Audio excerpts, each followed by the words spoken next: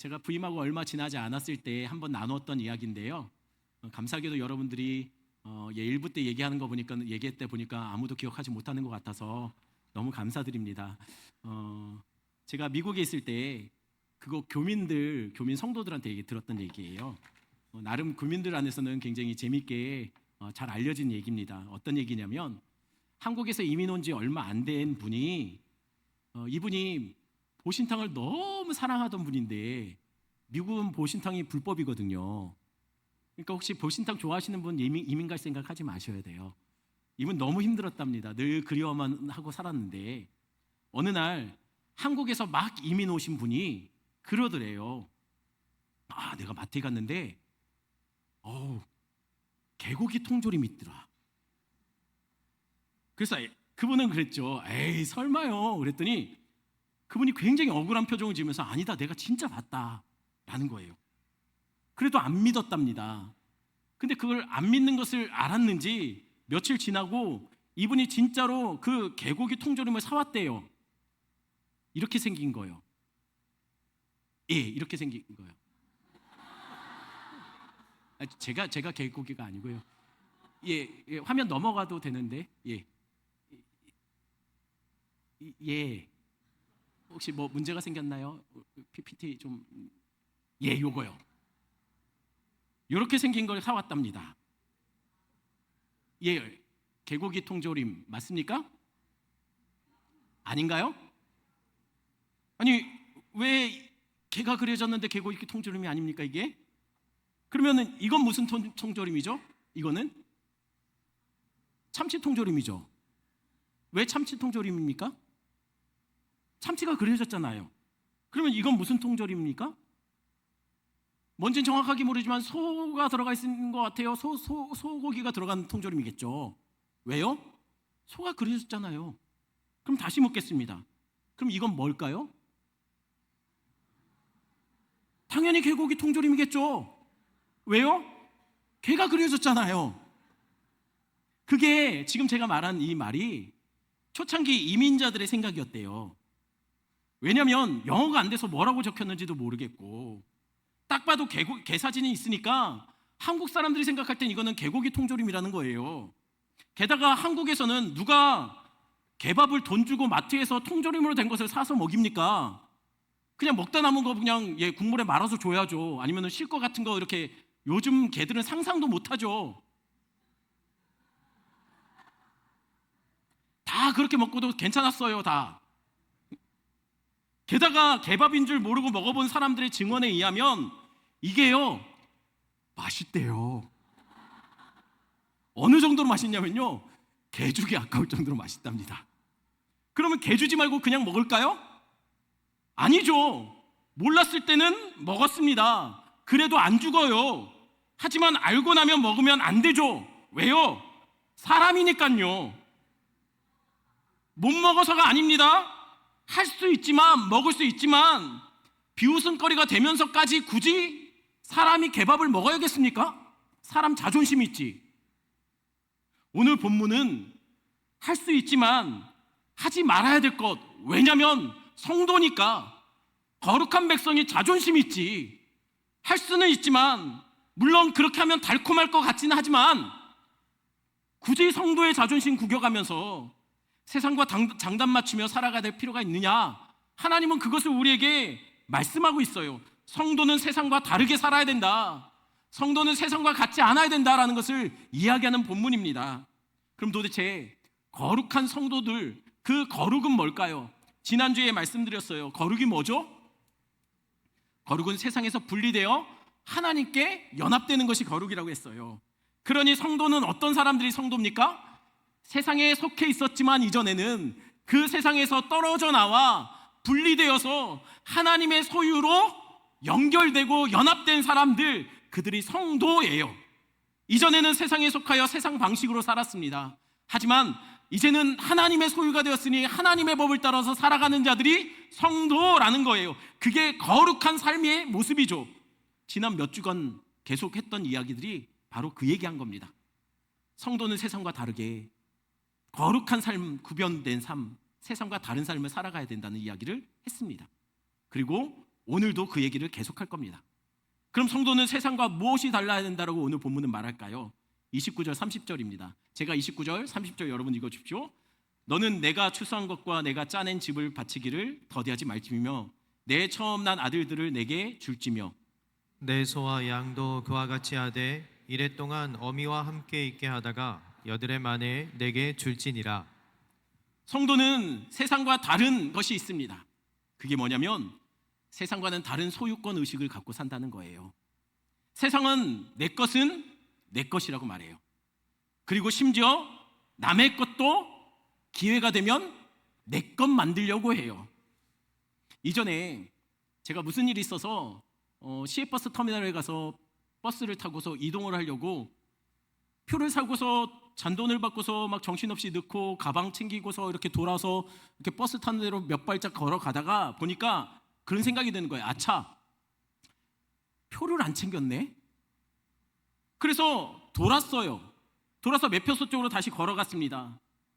불과 한 20초 정도밖에 안 지난 것 같아요. 그래서 전 당연히 매표소에 제 표가 올려져 있을 거라고 생각했어요. 근데 없는 거예요. 그래서 매표소 직원에게 그랬죠. 혹시 제가 표를 놓고 간 것 같은데요? 그랬더니 이분이 별다른 얘기를 안 하고 저 눈을 딱 마주치더니 옆을 자꾸만 보는 거예요. 그래서 옆을 봤죠. 그랬더니 그 옆에 누가 있었냐면 웬 아주머니가 초등학교 여학생 정도 되는 아이, 초등학교 1, 2학년 정도밖에 안 돼 보여요. 여학생이 옆에다 세워놓고 표를 두고 옆에 매표소 직원에게 그것을 내밀면서 표 잘못 샀으니까 이거 돈으로 바꿔달라는 거예요. 그러면은 아직 버스가 출발하기 전이니 당연히 돈을 바꿔주는 게 맞잖아요. 근데 매표소 직원이 어찌된 영문인지 짜증을 부리면서 아니 이렇게 환불하시면 안 됩니다 라고 짜증을 부리는 거예요. 그러면서 자꾸만 제 눈치를 또 봐요. 제가 보니까요, 그 표가 정확하게 제가 산 그 표의 목적지와 시간이 똑같았어요. 심증이 가죠. 매표소 직원은 자꾸만 저를 보면서 이렇게 자꾸만 봐요. 제 표 같아요. 아무리 봐도 제 표 같아요. 왜냐면 아무리 표를 잘못 사도 그렇지 2장이 아니라 왜 1장을 바꿉니까? 느낌 오죠? 그래서 제가 어떻게 했을까요? 제가요, 옆에 아이도 있고 아줌마도 민망할 것 같아서, 그리고 그 아줌마한테 그거 제 표 같은데요 라고 하면 저보고 그럴 것 같아요. 이 표에 이름이라도 적어놨냐고. 그래서 제가 빨리 서둘러서 표 1장 더 사고 그 자리를 떴습니다. 세상은 그래요. 내 것은 내 것이에요. 네 것도 때를 얻든지 못 얻든지 힘써 내 것 만들려고 해요. 그게 세상이에요. 근데 성경은 뭐라고 말하고 있죠? 세상은 누가 봐도 다 내 것이라고 주장하는 것에 대해서 성경은 그렇게 말합니다. 그거 네 거 아니야. 그거 하나님 거야. 그러니 하나님께 바쳐야 돼. 세상과 전혀 다른 소유권 의식을 갖고 살라는 거예요. 오늘 본문도 오늘 본문은 내 것이지만 내 것 아닌 하나님의 대표적인 하나님의 것으로 드려야 될 것 4가지를 우리에게 설명하고 있습니다. 그 첫 번째가 뭡니까? 내가 추수한 거예요. 내가 추수한 곡물은 하나님의 것입니다. 하나님의 것으로 바쳐야 된다는 거죠. 내가 추수한 것은 무엇을 대표하는 것일까요? 내가 힘들게 일해서 얻은 것은 하나님의 것이라는 거예요. 두 번째로 내가 짜낸 즙입니다. 원어로 보면 여기서 데마으라는 단어를 써요. 데마으는 그냥 직역하면 즙이에요. 즙. 그런데 한글 번역본들 어떤 성경 번역본에는 그냥 즙이라고 번역해야 될 이것을 포도즙이라고 번역하는 것도 있고, 또 어떤 다른 한글 성경 번역본은 올리브유라고도 번역합니다. 그럼 뭐가 맞습니까? 즙이 맞아요. 근데 왜 포도즙 또는 올리브유라고 번역했을까요? 이스라엘에서 즙을 내서 보관하는 것은 뻔해요. 둘 중 하나입니다. 뭐죠? 포도주 아니면 올리브유예요. 그래서 그냥 포도주 또는 올리브유라고 번역한 겁니다. 그럼 이스라엘은 포도와 올리브유를 어떻게 즙을 낼까요? 뭐 잘 아시겠지만 한번 정리해 보겠습니다. 포도즙은 이렇게 만듭니다. 보시는 것처럼 저기 암석지대에 홈을 파고요, 거기다가 열매를 가득 채웁니다. 그리고 발로 짓이겨요. 밟아서 그렇게 되면 즙이 나올 거 아닙니까? 즙이 저 조그만한 수로 같은데 조그만한 수로를 타고서 밑에 있는 그 네모난 홈들 있죠, 거기에 채워집니다. 그렇게 포도즙을 만들어요. 포도즙을 만들어서 그것을 보관하다 보면 자연스럽게 발효가 돼서 포도주가 되죠. 우리 예수님 포도주도 마셨다, 예수님도 포도주 마셨는데 왜 우리는 못 먹냐라고 말을 하면, 여러분 죄송하지만 이스라엘은 물이 부족한 지역이에요. 그러면은 물이 부족할 때 뭘로 물을 먹을까요? 음료를 뭘로 삼을까요? 포도는 오래 보관 못하니 포도즙을 내서 그게 자연스럽게 발효가 돼서 포도주가 된 겁니다. 그러니 물 대신 마신 거예요. 저도 물 대신 술 마시는데요? 그러면 할 수 없어요. 이 정도까지 얘기했는데 뭐 그렇겠다면 할 수 없습니다. 하지만 예수님은 그 술을 즐기기 위해서 포도주를 마시지 않았다는 것을 알고 계시라는 얘기예요. 예. 그러면 올리브유는 어떻게 즙을 낼까요? 올리브유도 마찬가지예요. 돌에 이렇게 홈을 팝니다. 그리고 저기 나무 위에 매달린 게 뭐냐면 바로 돌이에요. 무거운 걸로 짓눌러 버리는 거예요. 그래서 열매를 그 안에다 놓고 으깨버리는 거죠. 짓이겨서 그렇게 즙을 냅니다. 근데 여러분, 올리브 하면 생각나는 장소 있죠? 올리브 하면 생각나는 곳이 어디죠? 그러면 이렇게 질문할게요. 여러분, 닭갈비 하면 어디가 생각납니까? 춘천. 영광 하면 굴비. 전주 하면 비빔밥. 오산 하면 까마귀 말고요. 오산제일교회가 생각나잖아요. 그러면 다시 올리브 하면 어디가 생각납니까? 감람산. 감람산이 올리브의 산이에요. 이스라엘 사람들은 그렇게 생각했을 거예요. 왜냐하면 감람산 주변에 올리브 나무가 많이 자랐거든요. 그러니 올리브 나무가 거기에 많이 자란다면 그 근처에 뭐가 있었을까요? 생산한 올리브를 열매를 따서 기름 짜내는 기름틀이 곳곳에 많았어요. 그래서 붙여진 감람산에 또 다른 이름이 있습니다. 기름틀이라는 이름을 가진 뭐죠? 겟세마네. 겟세마네의 이름의 뜻이 기름 짜는 틀이란 뜻이에요. 여기서 우리 주님이 십자가 달리기 전에 기도 마지막으로 하셨죠. 아빠, 아버지, 내가 근심하여 죽을 것 같습니다. 그러니 제발 이 잔을 내게서 옮기옵소서. 이렇게 기도하실 때 예수님의 상태가 어떤 상태였습니까? 마치 온 인류의 죄를 감당할 수 없을 정도로 짊어진 분처럼 온몸을 다 쥐어 짜내듯이 핏방울 같은 땀방울을 계속 쏟아내고 있었어요. 마치 짓이겨지고 짓눌려져 쥐어 짜지는 거죠. 어디서 그랬다고요? 기름 짜는 틀이라고 불리는 겟세만에서 그렇게 기도하신 겁니다. 그러니 예수님이 마지막 기도의 장소로 겟세마네를 선택하신 것이 우연일까요? 아니요. 하나님 이미 다 알고 그 기도의 장소를 겟세마네라는 이름으로 이미 예배해 놓으셨다라는 거예요. 마치 이런 것과 같아요. 베들레헴의 이름의 뜻이 뭡니까? 떡집이에요. 그런데 그 떡집에서 누가 태어났습니까? 떡집에서 뭐가 나오죠? 떡이 나오죠. 바로 생명의 떡으로 오신 예수님이 이곳에서 태어나신 거예요. 우연히 태어나고 보니 베들레헴이 아닙니다. 하나님이 예수님이 태어나실 곳으로 그곳을 미리 오래전부터 예배해 놓으셨다라는 거예요. 하나님은 오늘 본문에 이와 같이 으깨지고 쥐어짜낸 즙은 누구의 거라고 말하고 있습니까? 그거 하나님 거라는 거예요. 그건 내 거니 내가 취할 거라는 얘기죠. 세 번째로 내 것이지만 하나님의 것으로 온전히 드리라고 오늘 본문이 말하는 것이 또 있습니다. 세 번째, 우리 29절 하반절만 읽어보겠습니다. 같이 읽습니다. 내 처음 난 아들들을 내게 줄지며. 무엇이 하나님께 드려야 될 내 것이지만 내 것이 아닌 거라고요? 첫 아들, 장자입니다. 장자는 하나님께 드려야 한다고 말해요. 그 얘기는 하나님께 제물로 드리라는 얘기가 아니에요. 대신 속전으로 이 생명값을라도 대신 값을 치르라는 거예요. 왜요? 그렇게 함으로 장자가 내 것임을 선언하라는 거죠. 장자만 그런 것이 아니에요. 네 번째, 하나님께 드릴 것이 또 있습니다. 30절 말씀 같이 있습니다. 내 소와 양도 그와 같이 하되 이랫동안 어미와 함께 있게 하다가 여드레 만에 내게 줄지니라. 이번엔 또 뭘 드리라고 하고 있습니까? 소와 양도 하나님의 것이니 하나님께 드려야 된다라고 말합니다. 자, 그럼 정리하겠습니다. 세상과 다르게 세상은 자기 거라고 주장하는데 우리는 우리 것이 아니라 하나님 것으로 생각하고 하나님께 드려야 될 것이 뭐라고 했죠? 첫 번째, 추수할 추상 곡식입니다. 두 번째는 열매들로 짜낸 즙입니다.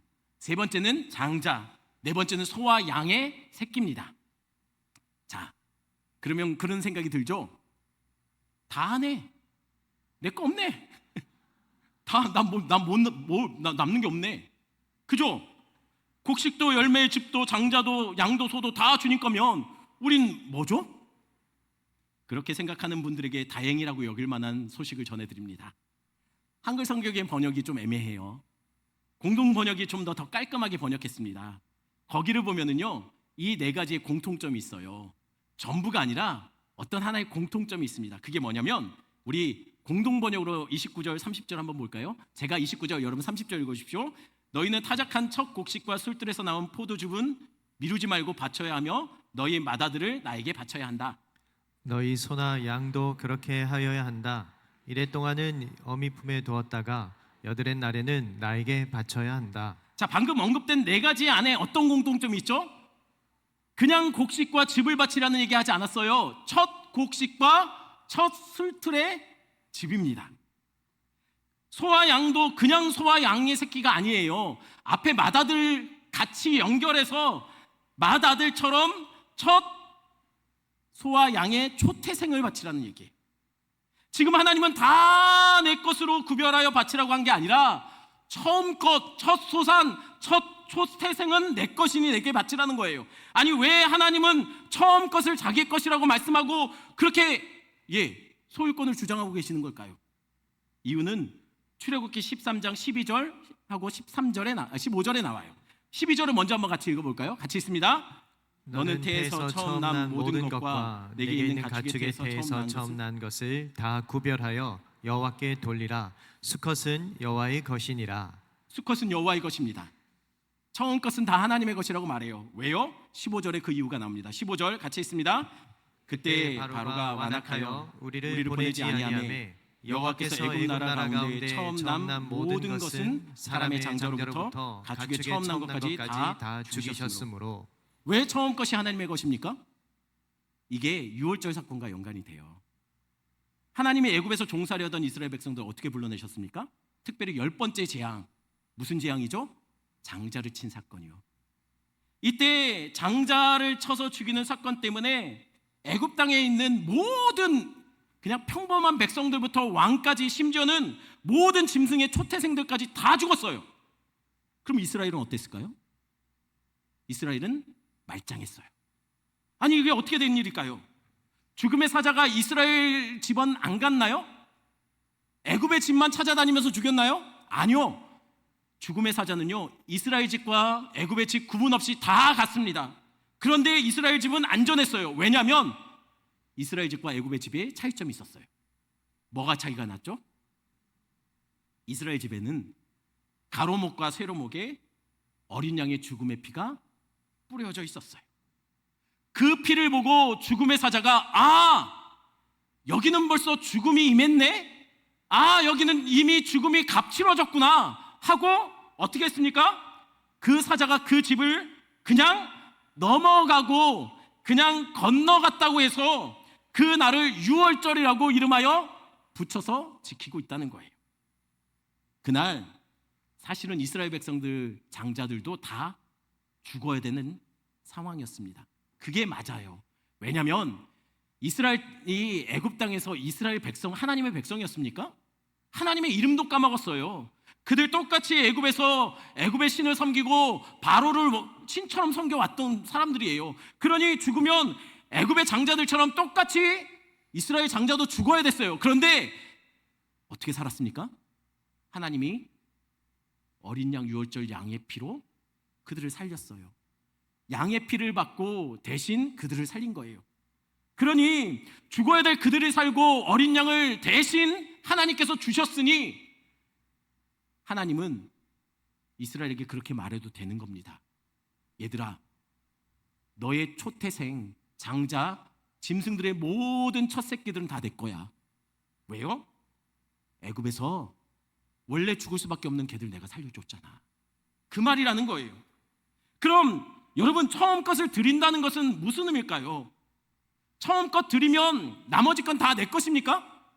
처음 것만 하나님 거고 나머지는 다 내 마음대로 해도 되는 건가요? 처음 것이 가지는 의미가 뭘까요? 이 질문에는 이렇게 다시 질문하겠습니다. 여러분, 우리 교회 이름이 뭡니까? 거기서 제일 속에 담겨진 것이 뭐죠? 제일이 무슨 뜻입니까? 주로 학교에서 졸업식 날 대표로 졸업장이나 상장 받는 사람들이 도대체 그런 그 대표로 받는 사람 누구죠? 1등이잖아요. 아닌가요? 다 받아보셨잖아요. 너무 오래돼가지고 기억을 못 하시네. 대표로 받으셨잖아요. 보통 1등이 맞지 않나요? 요즘은 안 그러나요? 오산제일교회 제일이 뭘 의미하는 걸까요?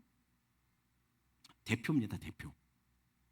오산제일교회는 오산의 대표 교회입니다. 우리끼리인데 괜찮아요. 그냥 아멘 하셔도 눈치 안 봐도. 다시 한번 기회를 놓친 것 같은데요. 오산제일교회의 제일은 오산을 대표한다는 의미의 제일입니다. 처음 것이 의미하는 것은 모든 것의 대표라는 얘기예요. 그러니 처음 것을 드렸다는 것은 처음 것만 주님 이거 받고 떨어지십시오, 나머지 내 겁니다가 아니라, 처음을 드렸다는 것은 이 안에 전부를 드렸다는 의미예요. 한마디로 우리의 모든 것이, 우리의 모든 소유가, 내가 가진 모든 것이 다 주님 겁니다. 하지만 내가 대표로 이걸 드립니다 라고 인정해 드리는 행위가 처음 것을 드리는 의미라는 거예요. 11조도 마찬가지예요. 사실 11조의 진짜 의미는 10개 중에 하나는 하나님께 드리고 9개는 내가 쓰는 것이 11조의 의미가 아닙니다. 11조는 10개 중에 1개가 아니라 가장 먼저 한 개예요. 처음 거예요. 가장 먼저 하나를 떼는 거예요. 쓰고 남아서 하나를 드리는 게 아니라 먼저 하나를 떼고서 나머지를 하나님이 내게 주신 것으로 알고 쓰는 거예요. 그러니 하나를 드리지만 그 하나 속에는 사실은 전부가 들어있는 거예요. 대표로 드리는 거예요. 그러니 11조는 돈을 드리는 헌물이 아닙니다. 11조는요, 내 삶과 내 모든 것이 다 주님 겁니다 라는 고백을 드리는 헌물이에요. 왜요? 하나님의 애굽 땅의 종되었던 이스라엘을 어린 양의 피 흘림으로 구원해 주셨잖아요. 마찬가지로 죄의 종으로 살았던 우리를 하나님이 예수 그리스도의 피 흘림으로 우리를 그곳에서 건지셨지 않습니까? 그러니 우리는 과거에 세상에 속한 자들이었어도 지금은 우리는 어린 양의 피로 구원받은 하나님의 백성이 된 겁니다. 이 말은 다른 말로 우리는 하나님의 것이라는 거예요. 그 고백으로 우리가 얻은 것에 가장 먼저 하나를 떼서 주님께 드리는 거죠. 그 한 개 속에 나머지 9개도 다 담겨 있는 거예요. 전체를 대표해서 한 개를 드리는 것이죠. 그것이 세상과 구별된 성도들이 가진 그 소유권 의식이라는 거예요. 하지만 성도는 구별되어서 드릴 것만 구별되는 것이 아니라, 성도는 구별된 취함도 마찬가지로 늘 기억하셔야 돼요. 드릴 것만 구별하는 것이 아니라 우리가 취하는 것도 구별해야 됩니다. 그럼 성도는 무엇을 구별하여 취해야 될까요? 31절 말씀, 31절 같이 있습니다. 너희는 내게 거룩한 사람이 될지 들에서 짐승에게 찢긴 동물의 고기를 먹지 말고 그것을 개에게 던질지니라. 하나님은 우리가 이제 고기 이야기를 해요. 무엇을 먹을지. 이건 한마디로 우리가 무엇을 먹고 살지, 어떻게 살아가야 될지, 무슨 양식으로 살아갈지에 대해서 우리에게 말씀하시는 겁니다. 하나님은 이스라엘에게 이렇게 명령해요. 너는 거룩한 사람이 되어라. 그래서 앞부분에 얘기한 게 뭡니까? 거룩한 사람은 세상과 다른 소유의식을 갖고 살아야 된다고 말했어요. 근데 갑자기 하나님은 성도들에게 세상과 다른 고기를 먹어야 된다라고 말씀하십니다. 기억하십시오. 성도는 아무거나 취하면 안 됩니다. 우리는 뭘 먹고 살까요?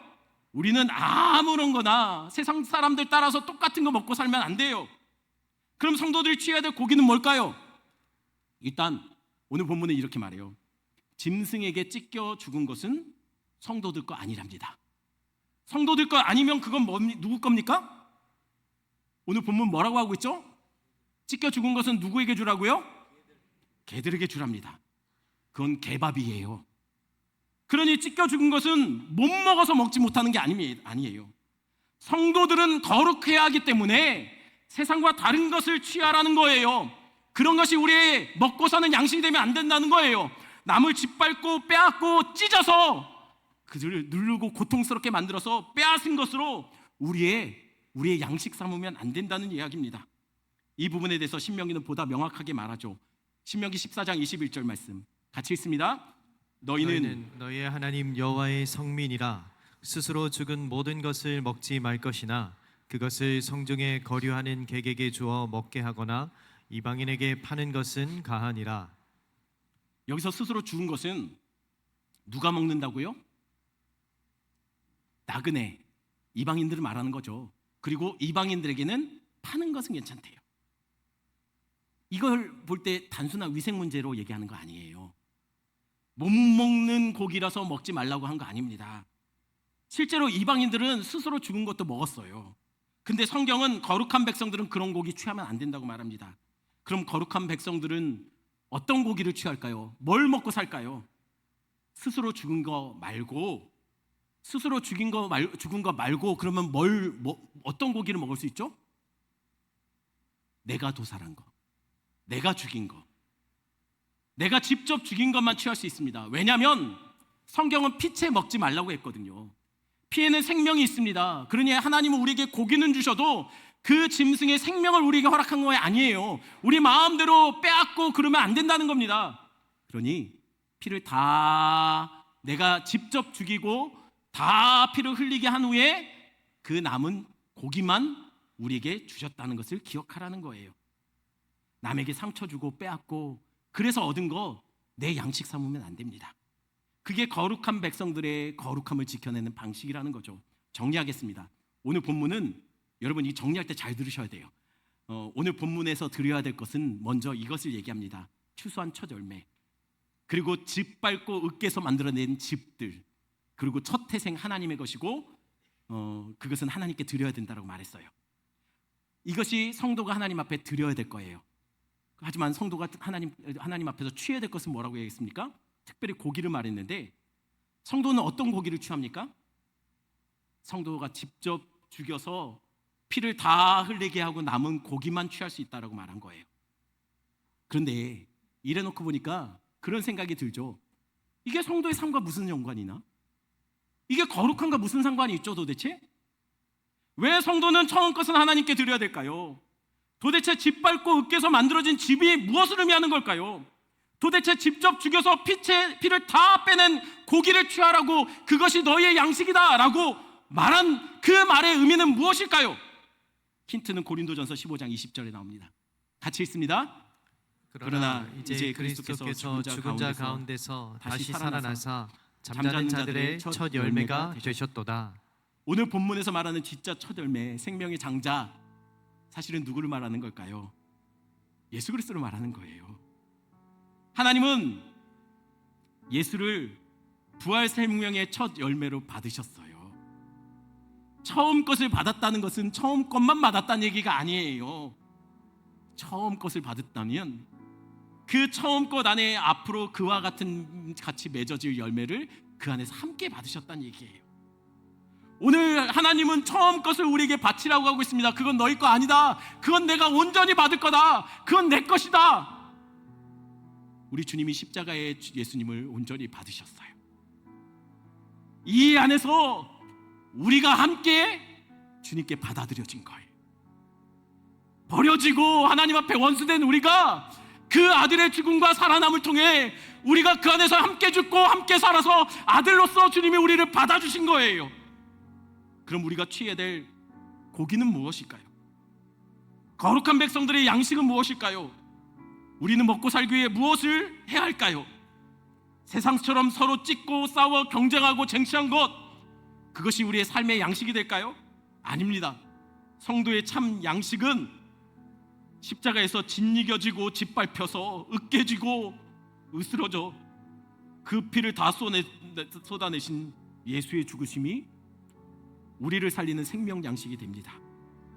그래서 오늘 본문이 그렇게 말하는 거예요. 성도들이 취할 고기는 너희가 직접 죽인, 이스라엘이 직접 죽인 다 피를 흘리고 난 뒤에 남은 고기다라고요. 여러분 기억하셔야 합니다. 누가 예수님을 죽였습니까? 이스라엘이죠. 유대인들이 예수님을 죽였습니다. 거룩한 백성이라고 부르는 그들이 예수님을 죽였어요. 그럼 우리는 아닌가요? 아니요. 그들 안에서 우리는 함께 예수님을 죽인 겁니다. 우리 죄로 인해 예수가 십자가에 죽으셨습니다. 다른 사람 때문이 아니라 우리 죄 때문이에요. 이 고백이 우리를 살립니다. 이 고백을 할 수 있는 자들이 직접 죽인 고기를 먹은 자라는 말의 의미예요. 예수 그 십자가의 죽으심이 바로 나의 죄 때문입니다. 내가 예수 죽인 그 죄인입니다라는 고백이 바로 우리를 살리는 구원받은 자의 고백이 된다는 거예요. 십자가형이 특별한 이유는요, 십자가에 달린 자들은 너무 아파서 고통스러워서 죽는 것이 아니라 그렇게 매달아 놓으면 어떤 사람은 3일까지도 버틴대요. 그러는 와중에 온몸에 피가 다 빠져가나 말라 죽어요. 십자가형은 그런 형이에요. 그렇게 다 피를 쏟아내면요, 사람이 현기증을 느끼면서 죽는 거죠. 그런데 피가 그렇게 다 빠져나가도 피는 여전히 모여있는 곳이 있답니다. 그곳이 어디냐면 심장이에요. 십자가에 죽은 당한 사람들도 심장에는 피가 고여있죠. 그래서 로마 병사는요, 희한하죠. 예수님이 죽은 것을 확인했어요. 그런데 예수님 빨리 죽으라고 옆구리를 찌릅니다. 말이 안 되잖아요. 예수 빨리 죽으라고 옆구리를 찔렀는데 알고 보니 이미 죽은 거 알고 있었다는 거예요. 근데 옆구리를 찔러요. 그때 뭐가 빠져나옵니까? 물과 피가 빠져나왔다라고 해요. 학자들은 로마 병사가 찌른 곳은 심장을 관통했다라고 얘기합니다. 물과 피가 남아있던 마지막 물과 피가, 심장에 고여있던 물과 피가 그때 터져 나온 것이죠. 왜 그랬을까요? 이미 죽었는데. 왜 하나님은 이렇게 예수님을 십자가에서 단 한 방울의 피도 남김없이 모든 물과 피를 다 쏟아내게 했을까요? 마치 기름 짜내듯이, 마치 포도즙을 내듯이 왜 우리 주님은 십자가에서 으깨지고 다 쥐어 짜져서 그의 몸에 모든 물과 피를 다 쏟아내야만 했을까요? 기억하십시오. 피 흘림이 없으면 죄사함이 없기 때문이에요. 십자가의 그 죽으심이 우리를 살렸습니다. 그 죽음이 우리를 살리는 양식으로 우리 주님 마지막 성찬식에 그 의미를 담아서 우리에게 말씀하신 거예요. 받아 먹으라. 내 살이다, 내 피다. 다 줄 거예요. 다 쏟아낸 거예요. 그러니 우린 이제 우리 거 아닙니다. 내 생명도 내 소유도 내 호흡도 다 주님의 것이에요. 주님이 어린 양 주셔서 죽을 수밖에 없는 우리를 살리셨어요. 그러니 이제 정욕과 쾌락과 육체와 즐거움에 내 삶 드리며 살지 마시고 오직 주님께만 여러분 인생 드리며 살아가시는 여러분 되기를 축원합니다. 우리 말씀 생각하시면서 이 찬양 같이 합니다.